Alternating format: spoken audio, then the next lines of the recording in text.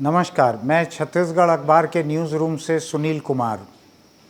आज एक ऐसे मुजरिम की कहानी लेकर आपके सामने हूं जो कि इस देश के कुछ हिस्सों में एक बड़ी आम बात है। अगर मुजरिम है तो नेता भी होगा और नेता है तो बहुत गुंजाइश है कि वो मुजरिम भी होगा। उत्तर प्रदेश, मुख्तार अंसारी, ये ऊंची कद काठी। आप देखेंगे अगर पुलिस वालों के बीच में चलते हुए इसकी तस्वीरों को तो आपको लगेगा कि ये पुलिस है और इसके आसपास की पुलिस जो है वो कोई दीनहीन प्राणी है, ऐसा लगता है। ऐसी कद काठी, ऐसी ऐंठी हुई मूछें। इस मुख्तार अंसारी को अभी वाराणसी की एक एमपी एमएलए कोर्ट, ये स्पेशल कोर्ट है, सुप्रीम कोर्ट के आदेश पे बनी हुई है, ऐसी एमपी एमएलए कोर्ट ने उम्र कैद सुनाई है मुख्तार अंसारी को। ये 5 बार का भूतपूर्व विधायक रहा हुआ है। 5 बार का विधायक रहना छोटी बात नहीं रहती है, खासकर तब जब ये कभी बहुजन समाज पार्टी में आता था, जाता था, बिना पार्टी के लड़ता था, कई किस्म से लड़ता था। अपने इलाके का बेताज गब्बर सिंह था। ये जैसा चाहे वैसा करता था, वहाँ पर इसका राज चलता था। जेल के भीतर रह के इसने एक कत्ल करवाया अपने शूटरों से, उसी मामले में अभी इसको सजा हुई है। मैं केवल इस जुर्म और केवल इस सज़ा और केवल इस आदमी के बारे में बात करने नहीं खड़ा हूँ। मैं इससे परे की कुछ बातें बतलाना चाहता हूँ, लेकिन उसके लिए थोड़ा सा इस आदमी के इस जुर्म को समझना ज़रूरी है। मुख्तार अंसारी, आपको ध्यान होगा कि कुछ अरसा पहले, अभी कुछ हफ्ते कुछ महीने पहले ही, अतीक अहमद नाम का एक दूसरा गैंगस्टर था। उसको अस्पताल ले जाया जा रहा था जांच करवाने के लिए और वहाँ शूटर्स ने उसके सिर पर पिस्तौल रखकर उसको गोली मार दी। उसके भाई को भी मार दिया। दोनों गिरफ्तार थे। उनके ऊपर भी ऐसे ही जुर्म थे। उनके ऊपर भी कई तरह के कत्ल, कई तरह के दूसरे जुर्म और इसके साथ साथ राजनीति। कई बार का सांसद विधायक था वो। परिवार के और लोग भी, उसकी पत्नी भी शायद कहीं चुनी गई थी। और एक दिलचस्प बात ये थी कि अतीक अहमद की पत्नी वो फरार, उसके बेटे फरार, उसका भाई उसके साथ जेल में था, वो मारा गया। ठीक वैसे ही मुख्तार अंसारी, इसके बारे में मैं अभी पढ़ रहा था, इसकी पत्नी फरार, इसके बेटे फरार। पत्नी के ऊपर शायद 11 मामले दर्ज हैं, बेटों के ऊपर आधा दर्जन मामले दर्ज हैं। बहू तक जेल में है। आपने ऐसा कुनबा सुना नहीं होगा कि जहां पति, पत्नी, बेटे, बहू, भाई सारे के सारे जेल में हैं और सारे के सारे बड़े जुर्म में हैं। ऐसा नहीं कि किसी ज़मीन खरीदी बिक्री में धोखा हो गया हो तो जेल चले गए हों, वैसा नहीं है। ये बड़े बड़े जुर्म में गैंगस्टर के काम, यानी इनके जुर्म फिल्म बनाने के लायक वहाँ पर हैं ऐसे लोग ये। और इनको वहाँ की राजनीति, उत्तर प्रदेश की राजनीति इनको हाथों हाथ लेती है। मैं अभी इसकी उतनी बारीकी पे नहीं जा पाया हूँ कि 2017 में सुप्रीम कोर्ट के आदेश के बाद जो एमपी एमएलए कोर्ट बने, जिसको इसलिए बनाया गया कि सांसद और विधायक जो हैं वो इतने ताकतवर हो जाते हैं कि जब वो सांसद और विधायक नहीं रहते तब भी वे अपने खिलाफ किसी मामले की सुनवाई नहीं होने देते आसानी से। कहीं गवाह चटका दिए जाते हैं, कहीं गवाह पलट जाते हैं, कहीं गवाह खरीद लिए जाते हैं, सबूत मिट जाते हैं, पेशी लगती नहीं है। इसलिए सुप्रीम कोर्ट ने ऐसे कोर्ट बनाए। उनको कहा कि इसमें तेज़ी से सुनवाई करो, सांसद और विधायक के खिलाफ अगर जुर्म हैं तो, और भूतपूर्व सांसद विधायक हैं तो भी। तो मुख्तार अंसारी के खिलाफ भूतपूर्व विधायक की हैसियत से किए गए जुर्म जो हैं वो यहाँ पर सुने जा रहे थे इस कोर्ट में। और भी मामले थे, ये भी एक मामला था। दिलचस्प बात यह है जो मैं आपको बताने जा रहा हूँ कि जिस कत्ल में इसको उम्र कैद हुई है, मुख्तार अंसारी को उम्र कैद हुई है, ये 32 साल पहले हुआ था। 32 साल पहले। उतने पहले अगर कोई कत्ल हुआ था जो उम्र कैद के लायक था, इतने सालों में सबूत धुंधले हो गए होंगे, गवाहों की याददाश्त फीकी पड़ गई होगी, गवाह हो सकता है मर गए होंगे, पलट गए होंगे, कई चीज़ें हुई होगी, लेकिन उसके बावजूद अगर अदालत इसको सज़ा सुना पाई है और उम्र कैद की सज़ा सुनाई है, तो उसका मतलब है कि ये केस बड़ा पुख्ता था। और इतना पुख्ता केस रहते हुए इस आदमी को सज़ा मिलने में 32 साल लगे। इन 32 सालों में वो कितने ही बार विधायक बन गया और केस चल रहा है। तो मैं इस बात पे आना चाहता हूं कि इस देश में ताकतवर लोगों के लिए सुप्रीम कोर्ट ने एक अलग कोर्ट बना दिए हैं, एमपी एमएलए कोर्ट, सांसद विधायक कोर्ट बना दिए हैं कि इन माननीय मुजरिमों के केस यहाँ सुने जाएं अलग से। लेकिन उसका नतीजा क्या निकला? 2017 के बने हुए कोर्ट हैं, अभी जाकर उसमें 2023 में उसमें सज़ा हुई है मुख्तार अंसारी को। अभी इसके सामने हाई कोर्ट और सुप्रीम कोर्ट ये सारे विकल्प अभी बाकी हैं और 32 साल पुराना है। तो हो सकता है कि हाई कोर्ट और सुप्रीम कोर्ट से आखिरी फैसला पाने तक, और ये जितना ताकतवर है ये इसके लिए बड़ा मुमकिन है, बड़े बड़े वकील लगाकर इस केस को लंबा खिंचवाए, कुछ करे।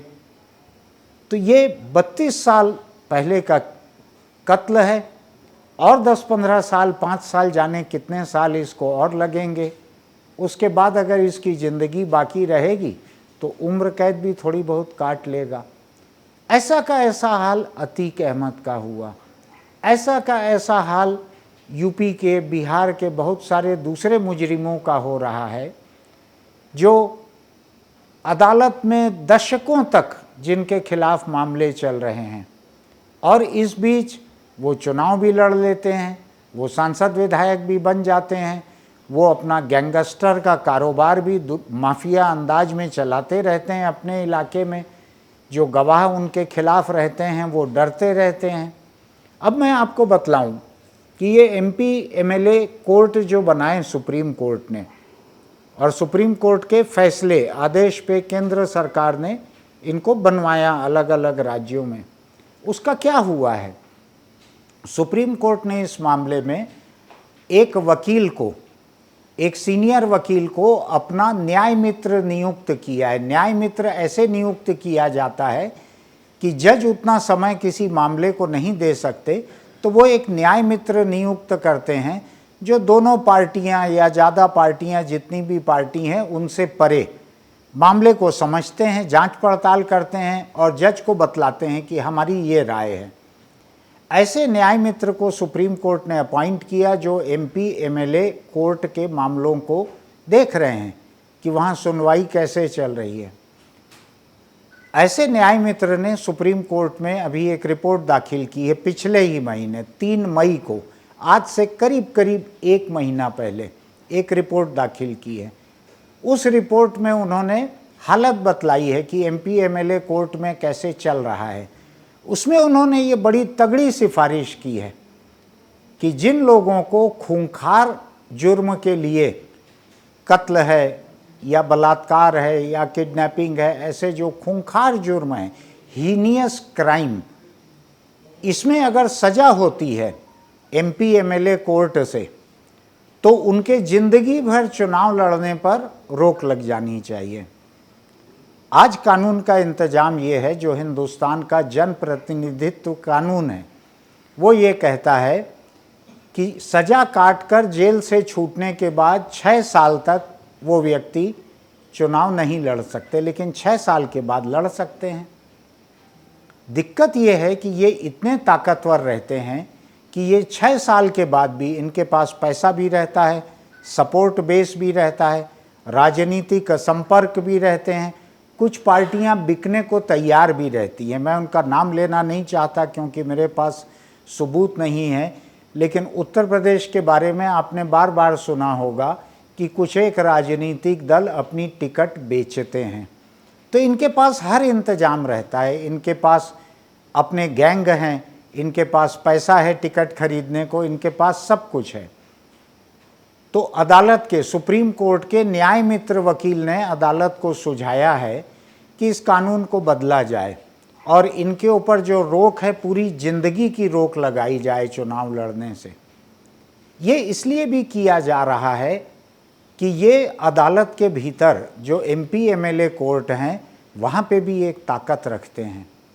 अदालत के सामने ये बात भी आई है, सुप्रीम कोर्ट में एक पीआईएल फाइल की गई है, उसमें ये बात भी सामने आई है कि एमपी एमएलए कोर्ट में जो गवाही देते हैं लोग ऐसे मुजरिमों के खिलाफ, उनको ज़िंदगी भर हिफाजत मिलनी चाहिए।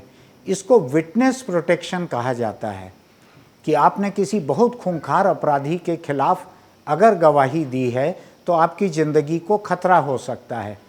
हिंदुस्तान में आज विटनेस प्रोटेक्शन का जो इंतज़ाम है, जब तक मुकदमा चल रहा है, जब तक उसका फैसला नहीं हो जाता है तब तक है। इधर फैसला हुआ, उधर विटनेस का प्रोटेक्शन ख़त्म। तो जो गवाह हैं उनको मालूम है कि फैसले के बाद ये चाहे जेल के भीतर सड़े, चाहे ये बाहर रहे, ये उसके बाद हमको ख़त्म करवा सकता है क्योंकि हमको हिफाजत नहीं रहेगी अगले दिन से। तो सुप्रीम कोर्ट को ये भी सुझाया गया है कि इनके खिलाफ जो गवाह हैं उनको ज़िंदगी भर के लिए हिफाजत मिलनी चाहिए। उसके बिना लोग आम तौर पर गवाही नहीं देंगे। इनके गवाह टूट जाते हैं, इनके खिलाफ गवाह पलट जाते हैं इनके खिलाफ। ऐसी बहुत सारी बातें हैं जो बतलाती हैं कि सांसद या विधायक बन जाने वाले बड़े बड़े गैंगस्टर कई किस्म की ताकत एंजॉय करते हैं, कई किस्म से अदालतों पे असर डालते हैं, बड़े बड़े वकील लाते हैं, गवाहों को निपटाते हैं, चटकाते हैं। आपने अतीक अहमद का देखा होगा किस तरह से उसके मामले में इधर गवाह मारा गया, उधर गवाह मारा गया, घर जाके मार कर आए। कई ये मुख्तार अंसारी को जिस केस में ये सज़ा हुई है, इस केस में जिसको मारा गया था उसके ऊपर AK-47 लेकर 400 गोलियां दागी गई थी। 400 गोलियां 32 साल पहले AK-47 से। इन लोगों के खिलाफ कौन गवाही देने की उम्मीद कर सकते हैं, कौन हिम्मत कर सकते हैं? तो ये कुल मिलाकर मैं आपको जो बात कहना चाह रहा हूँ कि सुप्रीम कोर्ट की बनाई हुई अदालतें, कड़े कानून, इन सब के बावजूद ये लोग कभी ऊपरी अदालत से स्टे लेकर आते हैं, कभी कुछ करते हैं, कभी गवाह पलटाते हैं, कभी वकील खरीदते होंगे, कुछ करते होंगे।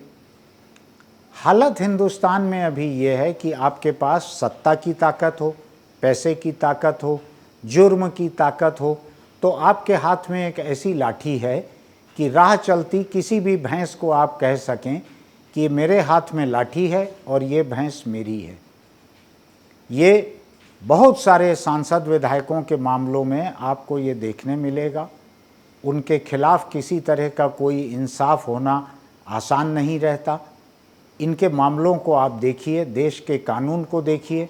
दूसरी तरफ आप ये देखिए कि जिस परिवार के व्यक्ति को मारा गया था उसको अगर 32 साल बाद अगर इंसाफ दिख रहा है सबसे छोटी अदालत में, अभी ऊपर की सारी अदालतें बाकी हैं जहां पूरी पूरी गुंजाइश है कि मुख्तार अंसारी जैसे लोग छूट जाएं ऊपर से। तो जहां पहली अदालत का फैसला आने में 32 साल लगा है, तो वो परिवार इंसाफ के ऊपर किस उम्मीद को लेकर जिंदा रहे, किस उम्मीद को लेकर अदालत में लड़ता रहे, किस उम्मीद में वो गवाही दे? देश के कानून व्यवस्था की हालत, अदालती कामकाज की हालत इतनी खराब है।